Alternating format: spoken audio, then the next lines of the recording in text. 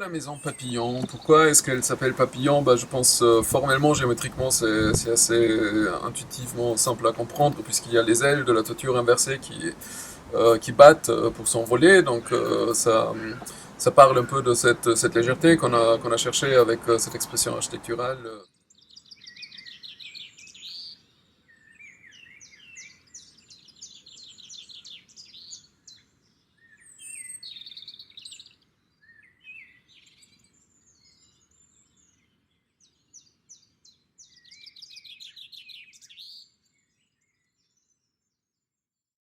Moi, je m'appelle Frédéric Aurécombe, je suis ingénieur en informatique et j'ai acquis la maison en 1999.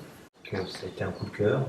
Quand on arrive au niveau des immeubles, on ne se doute pas qu'il y a des maisons et des terrains ici, on est vraiment très protégé.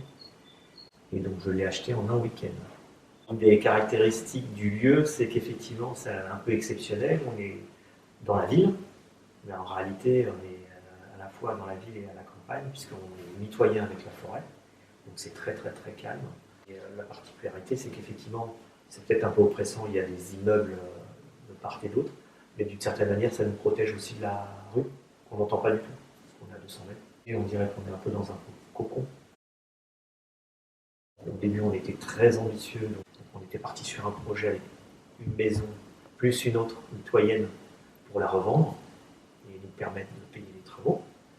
Et finalement, ça ne s'est pas fait parce que c'était un peu compliqué par rapport au juridique. On a pensé à faire des grands travaux pour vraiment l'agrandir au niveau de l'étage, puisqu'avant c'était ici la pièce de vie, et beaucoup plus petite. On est parti sur le projet plus classique d'extension, avec tout casser ici à l'étage, tout repenser l'aménagement et faire les pièces de chambre là-haut. Donc il y a 300 chambres, une salle de bain avec ouverture. On est tombé sur Volcker par hasard. Il a tout de suite été intéressant parce qu'il n'avait pas une approche systématique. Il voulait comprendre, sentir la maison. Les demandes du client, ils étaient assez objectifs, il manquait d'espace et il voulait bien continuer à habiter cette maison et ce terrain qui est magnifique. Au niveau d'orientation de notre travail par rapport à la déclinaison de cette spatialité, il y avait, je dirais presque heureusement, pas trop des idées préconçues de la part du client. Et donc moi, ce que j'avais pour intention, ça serait surtout d'ouvrir cette maison vers le jardin, vers ce terrain magnifique, donc d'inviter l'extérieur à l'intérieur, d'agrandir, certes avec la surface habitable créée, mais surtout visuellement, psychologiquement. Et d'autre part, la maison initiale, elle a été assez bien construite, mais surtout bien proportionnée. Et donc il fallait la stratifier, lui donner, faire prédominer la mesure horizontale par rapport à la verticale, d'où certains éléments qu'on retrouve, le grand de bord du toit, la stratification du bardage, l'organisation des niveaux avec des contrastes matériels par étage, la terrasse qui dessine comme une ceinture devant la maison et qui déborde latéralement. Voilà, tout ça, ce sont des moyens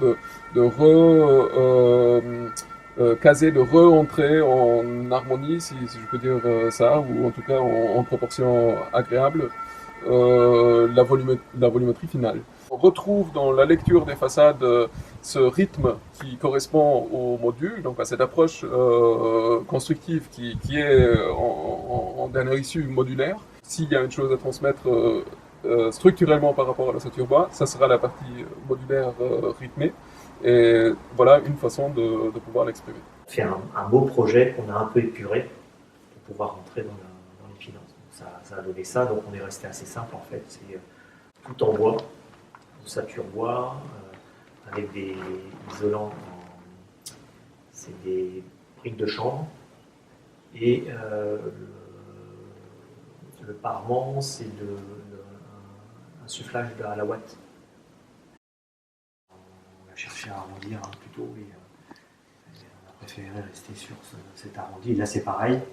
À l'origine, c'est un escalier. Ici, c'était fermé. Alors, on a décidé d'ouvrir pour donner un peu plus d'air, bénéficier du soleil là-haut, et puis ne pas être écrasé par la poutre. Et on a récupéré les volets en bois qui sont d'origine de la maison, Les fenêtres, pareil. La baie vitrée, c'est celle qu'on avait changée en arrivant, donc on l'a récupérée. Donc ils ont démonté les choses, ils ont monté l'ossature et ils ont remonté pour récupérer un maximum de choses.